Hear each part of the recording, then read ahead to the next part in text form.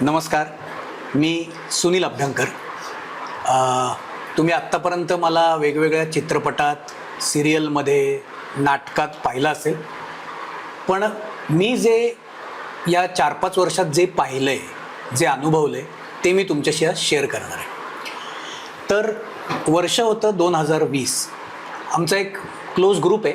मी, अजय बेडेकर, अविनाश जगदाळे, ज्याला आम्ही लाडानी जग्गू म्हणतो.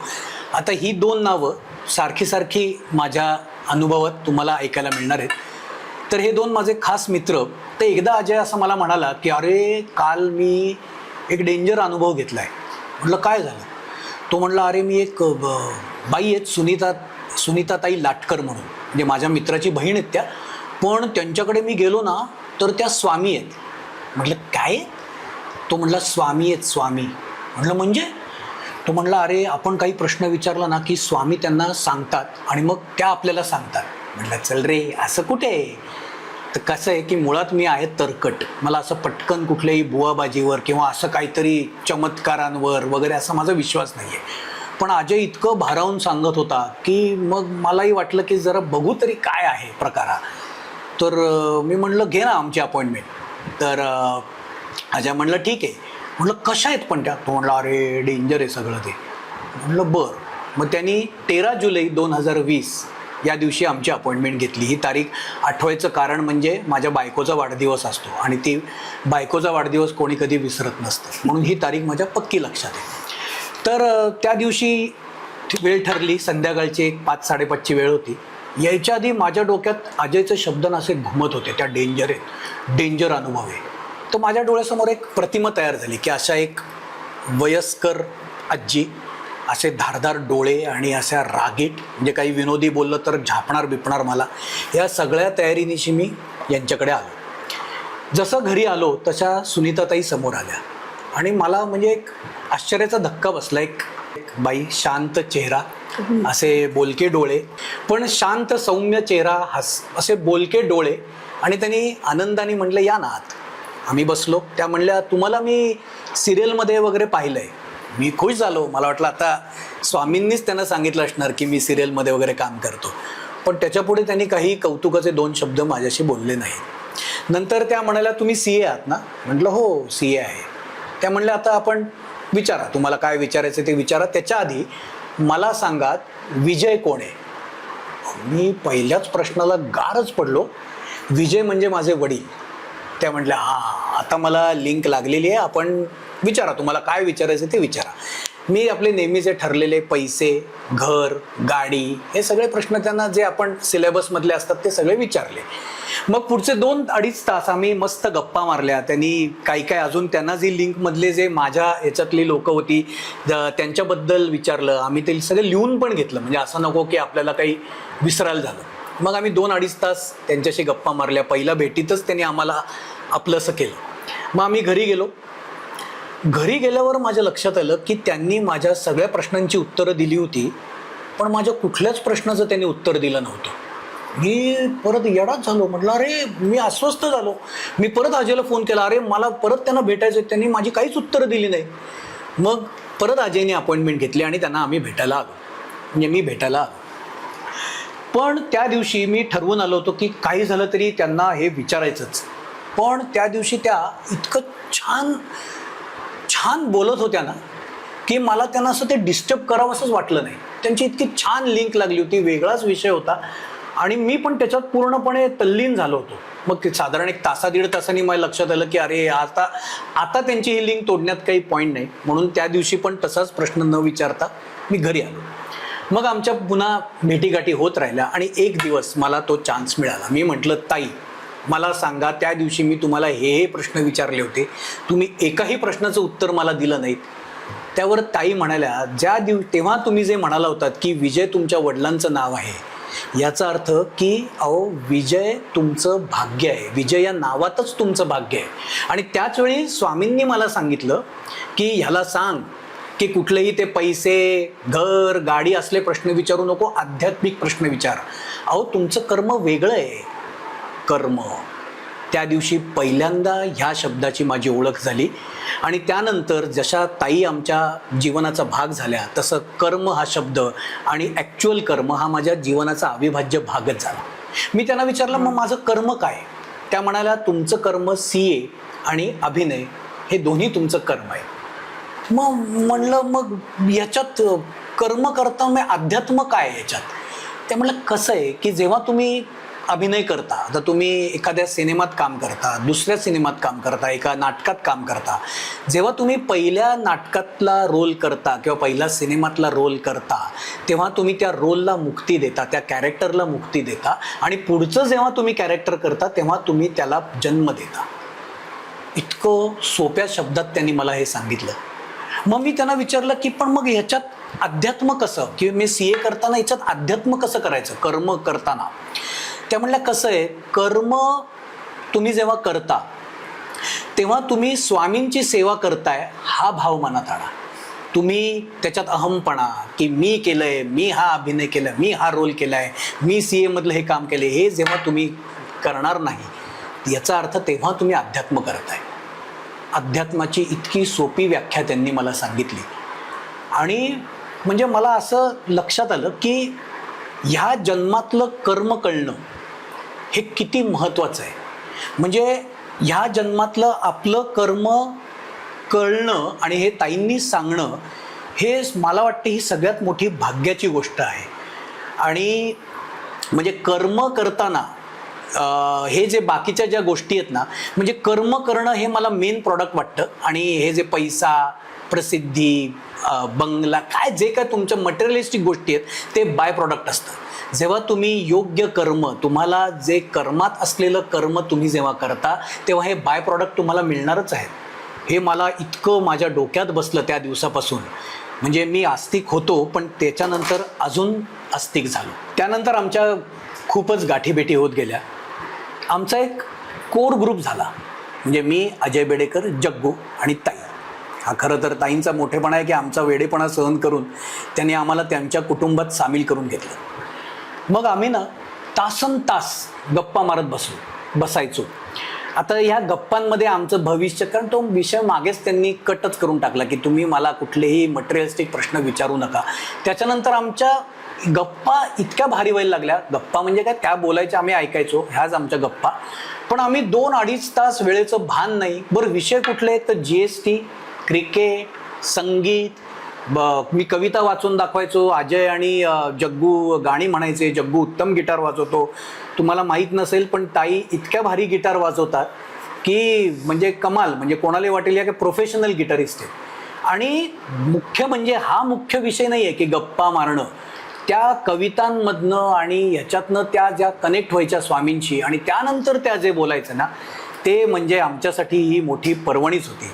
आणि फिल्म्स हा ताईंचा लाडका विषय. आजही त्यांचे फिल्म्स आणि त्याच्यातले डायलॉग्स इतके तोंडपाठ आहेत की म्हणजे वाक्याला ते असे फेकत असतात, डायलॉग मारत असतात आमच्यावरती.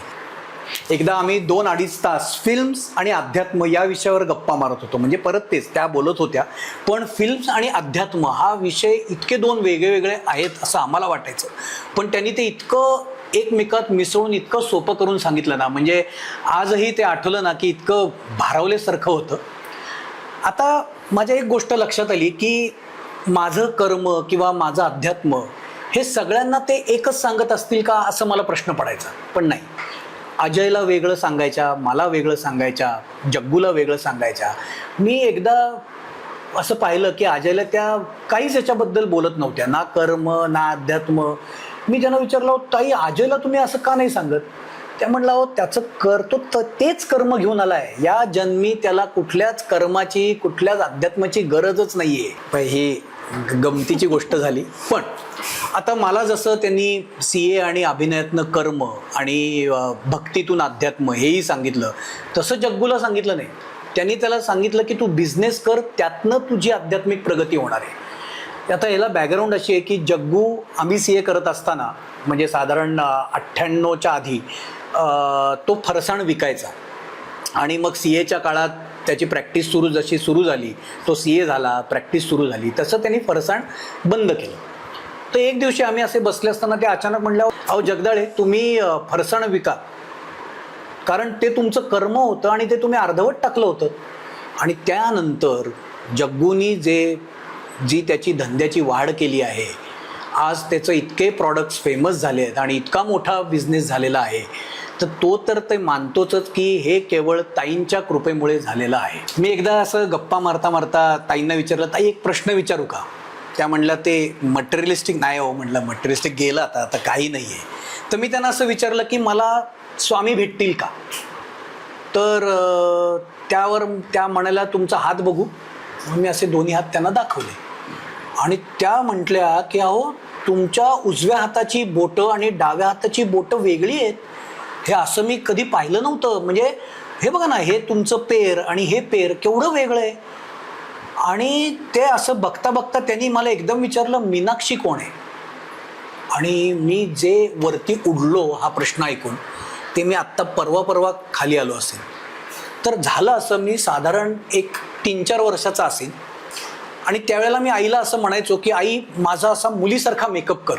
मग आईने माझ्यासाठी एक फ्रॉक शिवला होता. मग ते बो, टिकली हे सगळं लावायची ती.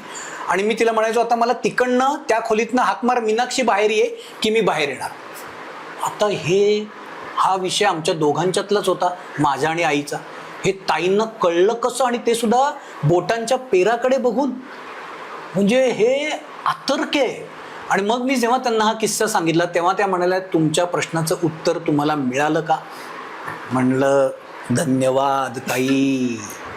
एके दिवशी त्यांचा फोन आला ताईंचा, गोदू कशी आहे? गोदू म्हणजे आमच्या घरातलं श्वान, म्हणजे आमचं बुबू.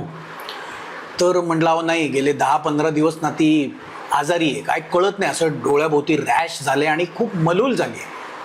तर त्या म्हणल्या तुमच्या घरात काही जड वस्तू आहे का? तर आता मी आणि चित्रा विचार करतो, जड वस्तू म्हणजे मग काही असं टेबल? ते म्हणलं नाही नाही, आत्ता नव्याने काय आलं काय, मला तुमच्या घरात येत नाहीये, इतकं ते असं अंगावर येते तो जडपणा. तर मी असं आठवता मला आठवलं. म्हणलं हो ताई, गेल्या 10-15 दिवसापूर्वीच एक जड वस्तू, साधारण 20-25 किलोची पितळ्याची वस्तू आम्ही घरात आणली. आणि त्या वस्तूच्या मागची घटना त्यांना सांगितली, ती गोष्ट सांगितली. त्यावर त्या म्हणल्या अहो नाही, त्या वस्तूमध्ये निगेटिव्हिटी आहे आणि गोदूने ते तिच्या अंगावरती घेतलंय. मला इतकं वाईट वाटलं ना. म्हटलं मग आता काय करू? ती म्हणली ती वस्तू मी सांगते तिथे जाऊन ठेवा. मग दुसऱ्या दिवशी आम्ही लगेच ती वस्तू घेतली आणि त्या ताईंनी सांगितले त्या ठिकाणी ठेवायला गेलो. तर तिथला माणूस आम्हाला परवानगीच देईना. तो म्हणला नाही नाही, अशा वस्तू घेणं आम्ही बंद केलंय. म्हणलं अहो पण मग हे करू का या वस्तूचं? आम्ही नाही ठेवू शकत आहे घरात. म्हणलं मग करू काय त्या वस्तूचं? तो म्हणला काही करा, मी कसं सांगू, नदीत द्या सोडून. तर आम्ही हवाल दिली. ताईनं फोन केला. म्हणलं अहो ताई, तो माणूस म्हणतोय की ही वस्तू इथे ठेवता येणार नाही. त्या म्हणल्या नाही नाही नाही नाही, ही वस्तू इथेच राहणार आहे, मला दिसतंय. तुम्ही असं करा, मला सांगा तुम्हाला कुठली अशी गाडी दिसते का की ज्याच्यावरती 8 आणि 3 असे आकडे आहेत? आम्ही लगेच धावत बाहेर गेलो. आम्हाला बाहेर काही दिसलं नाही. आणि आत वळणार त्या परिसरातच एक 2 व्हीलर उभी होती ज्याच्यात 8-3-5-2 असे आकडे होते. मी लगेच ताईनं सांगितलं अशी अशी गाडी दिसलेली आहे. त्या म्हणल्या ओके, आता असं करा, बाहेर जा आणि एक पपई विकत घ्या. म्हटलं पपई? त्या म्हणल्या पपई विकत घ्या, ती पपईच तुमचा प्रॉब्लेम सॉल्व्ह करणार आहे. आम्ही बाहेर गेलो. नशिबाने आमच्या कोपऱ्यावरतीच एक पपईवाला होता, त्याच्याकडनं पपई घेतली. ती पपई घेऊन आलो, पण तरी काही चिन्ह दिसेना, काही पॉझिटिव्ह गोष्टच घडत नव्हती. पण म्हणलं ताईंनी सांगितलं म्हणजे काहीतरी होणार. पण शेवटी आम्ही ती वस्तू घेतली, कारण काहीच होत नव्हतं. आणि आम्ही निघणार तेवढा तोच माणूस जो आम्हाला म्हणला होता की इथे ही वस्तू ठेवायला परवानगी नाही, तो आला. म्हणला ओ दादा, तुम्हाला ती वस्तू ठेवायची नाही इथे.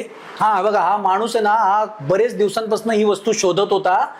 ती वस्तू तुम्ही त्याला द्याल का? प्लीज द्या, माझी अशी इच्छा आहे की ही वस्तू त्याच्याकडे जावी. म्हणजे त्या पपईनी काय चमत्कार केला होता की जो माणूस आम्हाला अपोज करत होता तो आता आम्हाला रिक्वेस्ट करत होता की प्लीज त्याला ही वस्तू द्याल का. म्हणजे मग ताईनं फोन केला की अहो ती वस्तू इथेच राहणार आहे. त्या म्हणल्या पहिला जा, घरी जा आणि गोदूला नमस्कार करा. अहो गोदूमुळे तुम्ही वाचलेला आहात हे तुमच्या लक्षात येतंय का? आणि काय होतंय आता, गोदूची कशी सुधारणा होते हे मला कळवत राहा. आणि एक 15-20 दिवसात गोदू ठणठणीत बरी झाली. हे याची देही याची डोळा, मी हा अनुभव बघितलेला आहे. तुम्हाला हे फोटो दाखवतो दोन्ही, तुम्हालाच फरक कळेल काय आहे तो. माझा मित्र एकदा खूप अडचणीत होता, म्हणजे इतका अडचणीत की दुसऱ्या दिवशी त्याचं अस्तित्व संपलं असतं. जर ते संकट त्याच्या घरावरती आलं असतं तर तो मित्र आज आपल्याला दिसलाही नसता. तर हे पण त्यांनी मला खूप उशिरा सांगितलं की अरे असा असा प्रॉब्लेम आहे आणि दुसऱ्या दिवशी ते संकट घरी येणार आहे. तर मी आता काही नाही, संपलोय मी आता. तर मी म्हटलं थांब, आपण ताईंकडे जाऊ. तो ताईंकडे आला. ताईंना सगळा प्रॉब्लेम त्यांनी सांगितला. तर ताईंनी त्याला एकच उपाय सांगितला की असं करा की तुम्ही देवळात जा आणि ह्या देवळात जा आणि स्वामींना सांगा. तर हा प्रॉब्लेम स्वामींना सांगा. तर तो म्हटला की अहो ताई, उद्या ते येणार आहे, ती घटना घडणार आहे, मी आत्ता काय, स्वामी तरी काय मदत करणार मला, अहो संपलं आता माझं, काही नाही राहिलेलं. तर ताई म्हणल्या असं करा, त्या देवळात जा आणि स्वामींना सांगा सुनीता लाटकरनी पाठवलेलं आहे आणि माझं हे काम करा. त्या आवाजात तो जो काही जरब होता तो आजही मला पूर्णपणे आठवतोय. तो मित्र गेला त्या देवळात आणि त्यांनी सांगितलं की सुनीताताई लाटकरांनी मला पाठवलेलं आहे आणि माझं हे काम करा असं त्यांनी सांगितलं. मग तो परत इथे आला, या स्वामींना नमस्कार केला आणि तो घरी गेला. दुसऱ्या दिवशीची आम्ही वाट बघत बसलो. दुसऱ्या दिवशी सकाळी काही झालं नाही. दुपार झाली, संध्याकाळ झाली, पण काही झालं नाही. त्या दिवसापासून ते आत्ता मी जे तुमच्यासमोर बोलतोय तोपर्यंत काहीही झालं नाही. ते संकट तसंच्या तसं निघून गेलं. तो वेडा झाला आहे. तर मी ताईंना विचारलं नंतर थोड्या दिवसांनी की अहो तुम्ही असं डायरेक्ट कसं सांगितलं की स्वामींना सांगा सुनीता लाटकरनी पाठवलंय. म्हटलं अहो ताई, तुम्ही स्वतःला स्टेकला लावलं होतं त्या अक्षरशः की माझं नाव सांगा ते काम होईल. हे काय? तर त्या असं म्हणाल्या की अहो काय आहे की तो जर एकटा गेला असता तर त्याची तेवढी पुण्याई नव्हती की त्याच्या विनंतीवरून की तेव्हा त्याच्या सांगण्यावरून स्वामी त्याचं काम करतील, म्हणून मी माझी पुण्याई ॲड केली. मग ते काम व्हायलाच पाहिजे. आणि ह्या सगळ्या घटनेचा मी एकमेव साक्षीदार होतो. माझ्यासमोर हे असंच्या असं घडलंय, जे तसंच्या तसं मी तुम्हाला सांगितलंय. आणि ताईंचा मोठेपणा असा की तो खरंच अडचणीत होता, तर ताईंनी 1 रुपया पण फी घेतली नाही.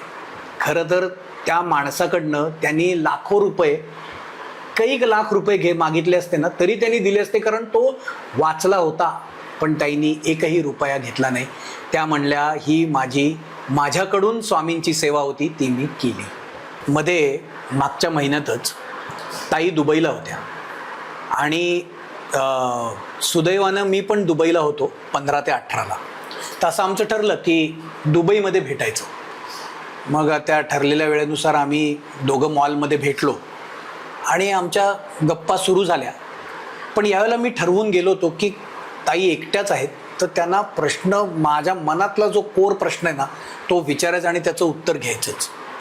म्हणून मी त्यांना प्रश्न विचारला की ताई, माझी आध्यात्मिक प्रगती ही बरोबर चालू आहे का? म्हणजे तुमच्या दृष्टीने मी पास तरी झालो आहे का? तर त्यांनी असं त्या वर बघत होत्या आणि म्हणलं सदाशिव कोण? मी म्हटलं सदाशिव म्हणजे वडिलांचे वडील, म्हणजे विजय सदाशिव अभ्यंकर. त्या म्हटल्या तुमच्या प्रश्नाचं उत्तर मिळालं हो तुम्हाला. म्हणजे माझी एक गोष्ट अशी लक्षात आली की त्या फक्त माणसाकडे बघत नाहीत, त्याच्या आत्म्याशी कनेक्ट होतात किंवा त्याच्या कर्माशी कनेक्ट होतात. म्हणजे माणूस समोर कोण आहे याच्यापेक्षा तो आत्मा कसा आहे ह्याच्याशी त्यांचं जास्त नातं आहे, असं माझं ऑब्झर्वेशन आहे. म्हणजे माझं एक लक्षात आलं की हमारा ये आत्मा का बॉन्ड टूटेगा नहीं, ये मजबूत आहे. तर असं म्हणजे थोडक्यात काय की स्थलकालाशी काहीही संबंध नाही आहे. आम्ही कुठेही भेटलो तर आम्ही इतके कनेक्टेड आहोत.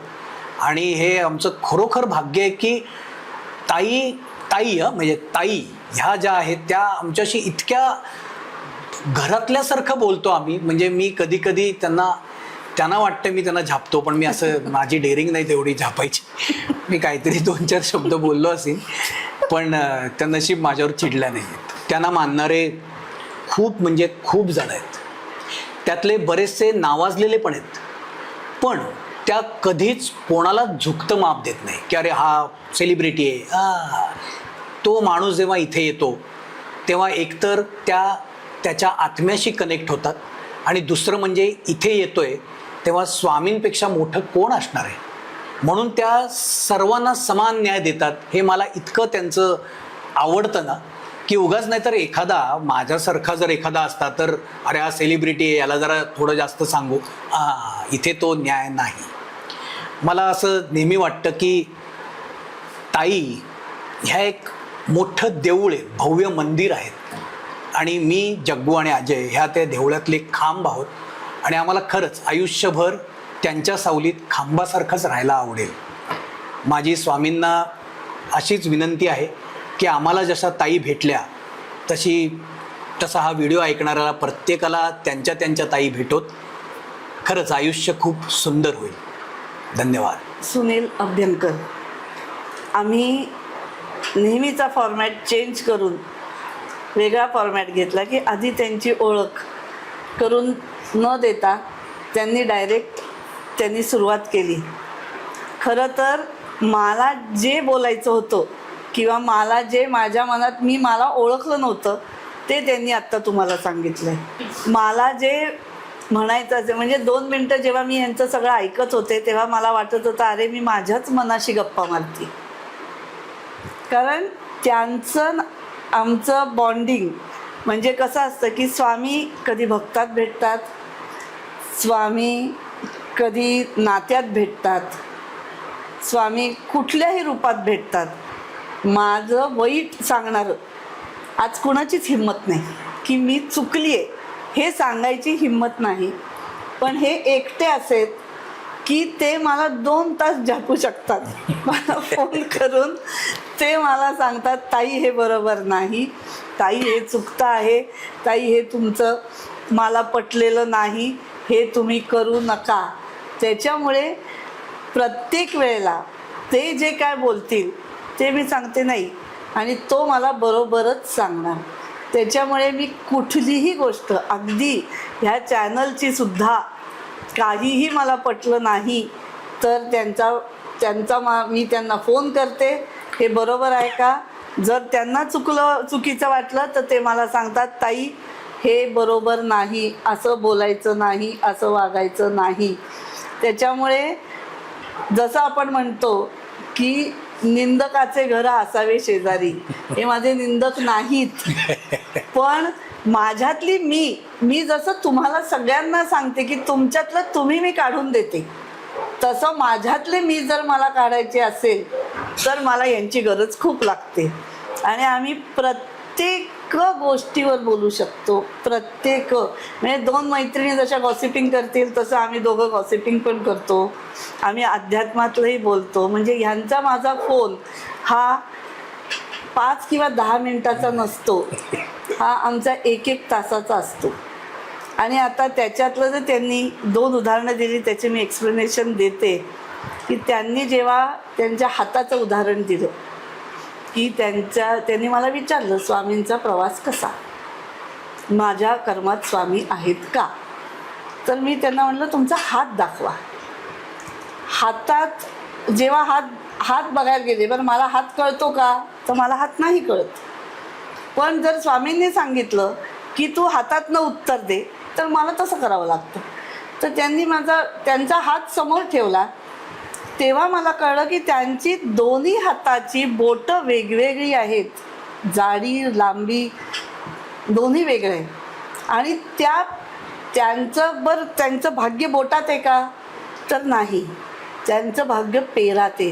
कारण मला त्यांच्या पेरात स्वामींचा चेहरा दिसत होता. आणि मग मी त्यांना सांगितलं की मग हे मला जे कळतंय ते किती बरोबर आहे, म्हणून मी मीनाक्षी हे नाव घेतलं होतं.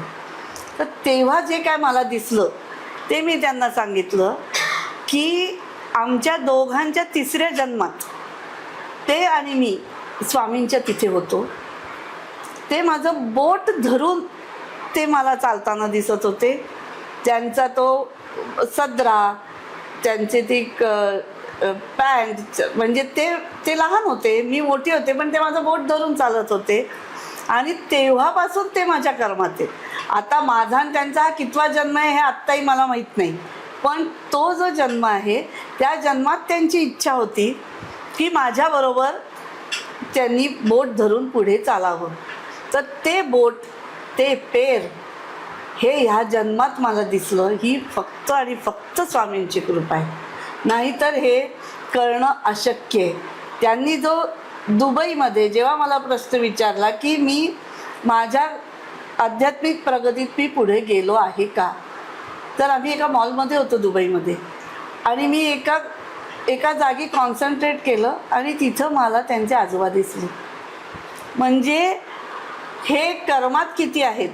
जेव्हा मी सांगते की तुमच्या वडिलांचं नाव, आईचं नाव, आजोबांचं, पणजोबांचं नाव आलं, तर ते आलं की जे मी बोलीन तेच तुमच्या आयुष्यात होत असतं, कारण तिथे मग स्वामी कनेक्ट असतात तुमच्याशी. तर तसं जे नाव तिथे आलं त्यावेळेला की तेव्हा मलाही जास्ती कळलं की अरे हां, हा माणूस स्वामींच्या भाग्यात आहे, हा स्वामींच्या कर्मात आहे, ह्याच्या भाग्यात स्वामी आहेत असं म्हणायला पाहिजे मी. तर हे जे आहे, बरं त्यांना आत्ता स्वामी भेटलेत का, तर अजूनही नाही, पण स्वामी भेटायची प्रक्रिया त्यांच्या आयुष्यात चालू झालेली आहे. तर ती प्रक्रिया कशी झाली आहे की मी त्यांना सांगितलं होतं, तुम्हाला जर स्वामींना भेटायचं असेल तर तुम्ही एक नाटक करा.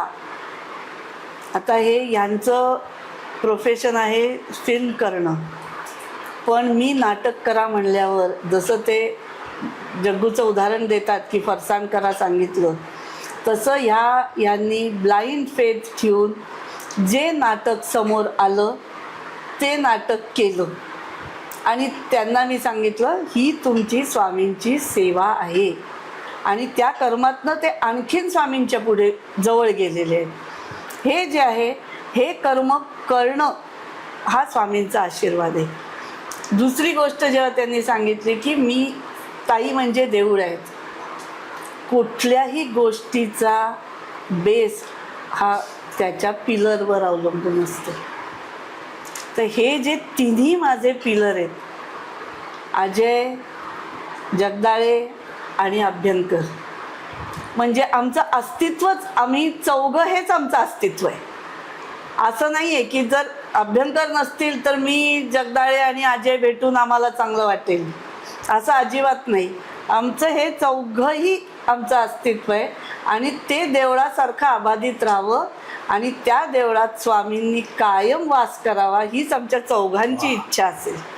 तर हीच स्वामींनी आम्हाला आशीर्वाद द्यावा, आणि ही आमची इच्छा जन्मानुजन्म त्यांनी पूर्ण करावी, हेच स्वामींच्या समोर मी मागते. धन्यवाद. धन्यवाद.